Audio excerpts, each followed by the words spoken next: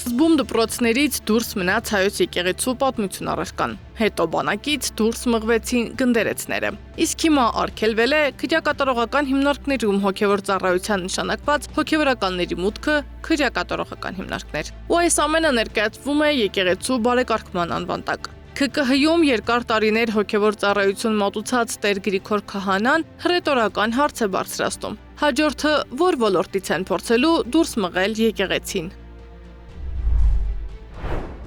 Ոչ թե վեհապարի, ոչ թե անձի, այլ սա պայքարը հայ առաքելական եկեղեցու դեմ, որովհետև եկեղեցուն տարբեր ձևերով փորձեցին դուրս մղել դպրոցից հայոց, հայ եկեղեցու պատմության առարկայի հետ կապված դուրս մղեցին բանակից եւ արդեն դուրս մղեցին քրեակատարողական հիմնարկներում ծառայություն մատուցելուց։ Այսինքն փորձում են եկեղեցուն սահմանափակել եւ շրջափակել։